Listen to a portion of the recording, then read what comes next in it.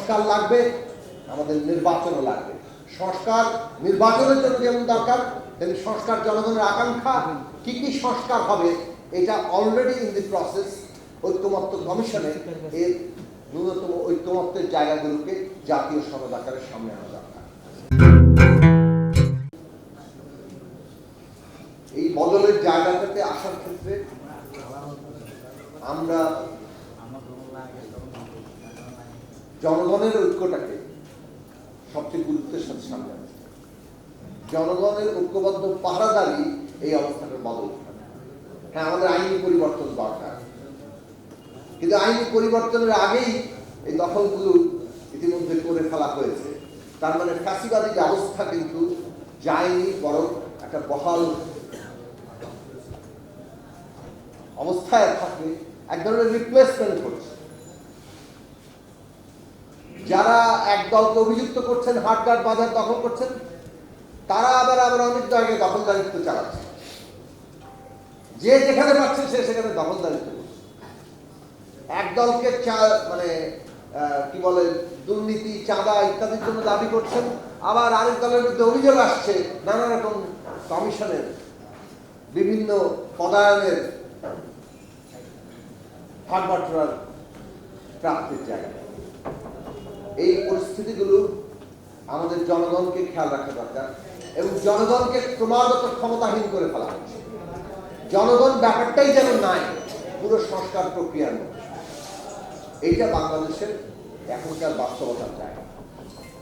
এই বাস্তবতার জায়গাটাকে আমাদের বিবেচনায় রেখেই জনগণকে আবার নতুন করে মানুষের সত্যিকার আকাঙ্ক্ষা কি ছিল, আমাদের ওই ছাত্রের, ওই শ্রমিকের, শ্রমজীবী মানুষের সত্যিকার আকাঙ্ক্ষার জায়গাগুলো কি ছিল, সেইটা আমাদের বিবেচনা রাখা। জনগণ যাতে এই পুরো প্রক্রিয়া থেকে বিচ্ছিন্ন না থাকে। এখন দুইভাবে এই জনগণের জায়গাটা সামনে আনা যায়। প্রথম বিষয় হচ্ছে সংস্কার প্রশ্নটা যখন আমরা এখানে সামনে আমাদের হাজির আছি, সংস্কার বিষয়ে আমরা কিভাবে মীমাংসা করব। যত পক্ষ আছে স্টেক হোল্ডার, জনগণের কোনো বিমুক্ত নয়। জনগণের প্রতিনিধিত্বকারী সংগঠন থাকে, শ্রেণী পেশার সংগঠন থাকে, রাজনৈতিক দল থাকে, এমনকি ব্যক্তি থাকে, সিভিল সোসাইটি, আবার এদের বাইরেও জনগণ যাদের ওই অর্থে কোনো প্রকাশ হয়। কিন্তু যেহেতু একটা পদ্ধতিতে আসতে হবে, কাজে আমাদের এই সকল পক্ষ, অন্তত প্রতিনিধিত্বমূলক সকল পক্ষের প্রস্তাবনা সামনে আনা দরকার। কমিশনগুলো গঠন হয়েছে, তারা যথাসম্ভব চেষ্টা করেছেন, সেটা শতভাগ যাকে বলে যে সফল না হলেও অনেক দূর পর্যন্ত তারা দল, সিভিল সোসাইটি, ব্যক্তি যোগাযোগ করেছেন। সেই বিষয়গুলো সম্পর্কে আমরা কম বেশি জানি। সেই দিক থেকে একটা প্রতিনিধিত্বমূলক বক্তব্য এখানে এসেছে। এমনকি সাধারণ মানুষের বক্তব্য দেওয়ার সুযোগ ছিল ইমেইলে ইত্যাদিতে, ফলে অনেকে বহু হাজার হাজার মানুষ ইমেইল পাঠিয়েছেন। সেখান থেকে একটা বক্তব্য তারা আলোচনাযোগ্য বক্তব্যগুলোকে একটা লিপিবদ্ধ করেছে। সেই ব্যাপারে সবগুলো পক্ষ মতামত দিচ্ছে। পদ্ধতিগত দিক থেকে আমরা মনে করি এই পদ্ধতিটাই সঠিক পদ্ধতি, এবং এখন পর্যন্ত অন্তর্বর্তী সরকারের অধীনে সংস্কার বিষয়ে ঐক্যমত্য তৈরির জন্য যে পদ্ধতিতে অগ্রসর হওয়া হচ্ছে, এই যে বেশি ভালো পদ্ধতি এখন পর্যন্ত কেউ প্রস্তাব করে। নানান রকম বিরোধিতা হচ্ছে, কিন্তু কার্যত এর চাইতে বেটার প্রস্তাব কেউ দেয়নি। কাজে সেই দিক থেকে এই সংস্কার প্রস্তাব দিয়ে যার যত মত, সেখানে যতগুলো বিষয়ে আমাদের ঐক্যমত্য হচ্ছে, সেই ঐক্যমত্যের একটা তালিকা তৈরি হবে। যেসব বিষয়ে আংশিক ঐক্যমত্য আছে, সেই সব বিষয়ে আরো একটু অধিকতর আলাপ আলোচনা দরকার, এবং সেই আলাপ আলোচনার মধ্যে যদি আরো একটু ঐক্যমত্য তৈরি হয়, সেগুলো সবগুলো মিলে একটা জাতীয় সনদ হতে পারে। যেসব বিষয়ে ঐক্যমত্য হয়নি, এটা তো কেউ কাউকে জোর করে ঐক্যমত্য তৈরি করা যাবে না, এবং সেখানে জনগণের ভূমিকা অত্যন্ত গুরুত্বপূর্ণ। জনগণ ঠিক করবে কোনটা হওয়া উচিত আর কোনটা হওয়া উচিত নয়। এর বাইরে সরাসরি রাজনীতিতে আরেকটি পদ্ধতি আছে, বল প্রয়োগের পদ্ধতি। আপনাকে ক্ষমতা দখল করতে হবে, এবং ক্ষমতা দখল করে পুরো রাষ্ট্র আপনার নিজের নিয়ন্ত্রণে নিতে হবে, যাকে বিপ্লব বলা হয়। আপনি সেই পুরো প্রক্রিয়ার মধ্যে যেতে পারেননি, এটা বাস্তবতা। 5ই আগস্ট পরে আমরা সেই প্রক্রিয়ায় যেতে পারি। কোন দল এককভাবে সমস্ত রাষ্ট্র শক্তি এবং জনগণের উপর প্রাধান্য তৈরি করে।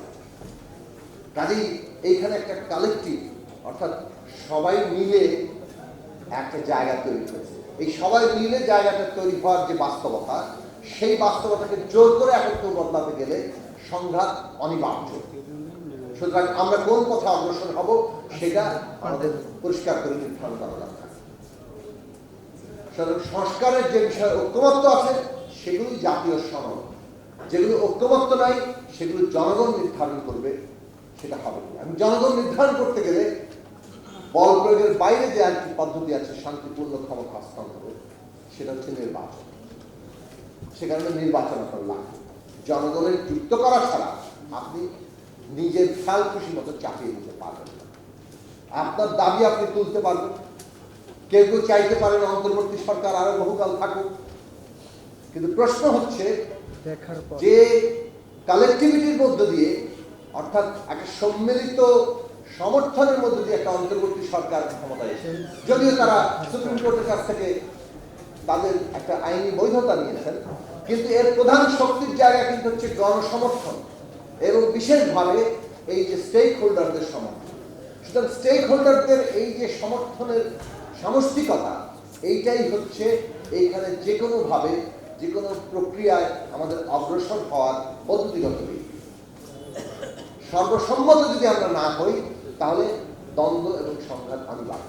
সে কারণে আমরা শুরু থেকে বলে আসছি 5ই আগস্টে যে রাজনৈতিক উত্তরণের এই প্রক্রিয়াটা ন্যূনতম জাতীয় ঐক্যমত্যের ভিত্তিতে পরিচালিত হওয়া দরকার।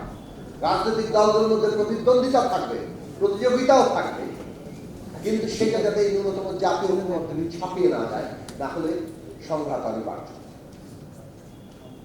এখন জাতীয় যে সনদটা আমাদের হবে ঐক্যমত্যের, সেই জাতীয় সনদ অর্ডিন্যান্স তৈরি করতে হবে, যাতে করে আগামী নির্বাচনে এই জাতীয় সনদ বাস্তবায়নটা বাধ্যতামূলক হয় এবং সেটা একটা নির্দিষ্ট সময়। আর যেসব বিষয়ে আমাদের দ্বিমত থাকলো, যেসব বিষয়ে আমরা ঐক্যমত করলাম না, সেই সব যার প্রস্তাবনা নিয়ে তারা জনগণের কাছে যেতে পারে। নির্বাচনে জনগণ যদি কাউকে ভোট দিয়ে সংখ্যাগরিষ্ঠতা দেন, তার ভিত্তিতেই সেগুলো বাস্তবায়ন হয়। এর বাইরে আর কোনো পথ নেই। আমাদের কাজ হচ্ছে জনগণকে ঐক্যবদ্ধ করা নিজেদের রাজনৈতিক লক্ষ্য অনুযায়ী। যারা এটাকে বাইপাস করে অন্য কিছু করতে চাইবেন, তারা এই মুহূর্তে অভ্যুত্থানকে বিপর্যস্ত করা ছাড়া আর কোনো পথ নেই। ফলে পরিষ্কার জায়গা, আমাদের সংস্কার লাগবে, আমাদের নির্বাচনও লাগবে। সংস্কার নির্বাচনের জন্য যেমন দরকার, তেমনি সংস্কার জনগণের আকাঙ্ক্ষা। কি কি সংস্কার হবে এটা অলরেডি ইন দি প্রসেস। ঐক্যমত্য কমিশনে এর ন্যূনতম ঐক্যমত্যের জায়গাগুলোকে জাতীয় সনদ আকারে সামনে আনা দরকার। যেসব বিষয়ে ঐক্যমত্য হবে না সেগুলো জনগণের বিভিন্ন অংশের আকাঙ্ক্ষা, কিন্তু এখনো সম্মিলিত আকাঙ্ক্ষা নয়, সেগুলো জনগণের কাছেই ছেড়ে দিতে হবে। তারা যেসব প্রশ্নে সংখ্যাগরিষ্ঠতা দেবেন সেটা তারা নির্ধারিত হবে।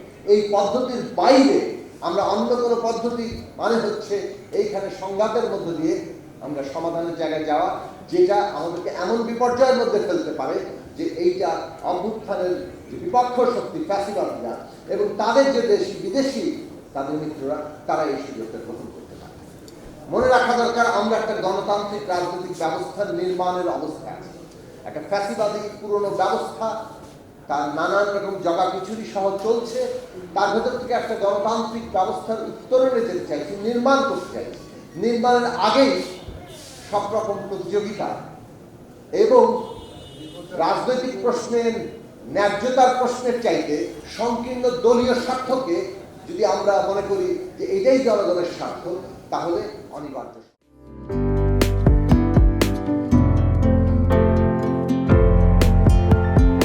পহেলা জানুয়ারি 2025 ইউটিউব জার্নালিজমের অগ্রদূত changetv.press 6 বছর পেরিয়ে পা রাখল গর্বিত আমি অত্যন্ত আনন্দিত হলাম যে চেঞ্জ টিভি আগামী কয়েকদিনের মধ্যেই 6 বছর পূর্ণ করবে। হাঁটি হাঁটি পা পা করে চলা শুরু করে এখন সে বেশ দৌড়াদৌড়ি করছে বলা যেতে পারে। ও নামটাও অত্যন্ত বলবো যে সিগনিফিক্যান্ট, যে চেঞ্জ, এই গণঅভ্যুত্থান কিন্তু চেঞ্জ চেয়েছে। সেই হিসেবে তোমার টেলিভিশনের, তোমার এই চ্যানেলের নামের একটা যথেষ্ট মিল পাওয়া যায়। আমার প্রত্যাশা যে এই গণঅভ্যুত্থানের যে প্রত্যাশা যে আশা আকাঙ্ক্ষা চেঞ্জ টিভি সেটিকে এগিয়ে নিয়ে যাবে। তোমাকে শুভেচ্ছা চেঞ্জ টিভি যারা সম্পৃক্ত আছেন, যারা কর্মী আছেন, সামনে পেছনে সকলকে আমার শুভেচ্ছা। changetv.press, এক ফোঁটা হলুদও নেই।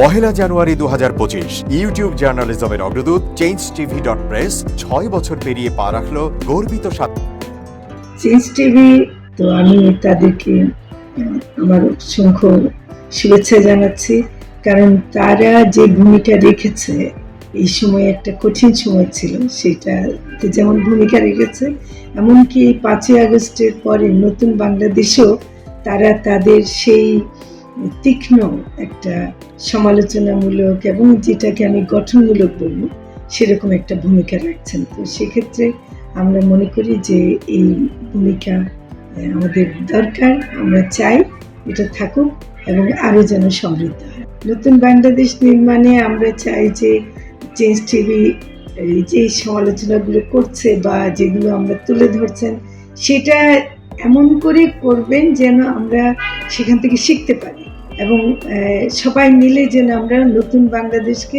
সত্যিকার অর্থে বৈষম্য বিহীন একটা সমাজ গড়ে তুলতে পারি, সেটা আপনারা সহজ চেষ্টা করুন। changetv.press, এক ফোঁটা হলুদও নেই।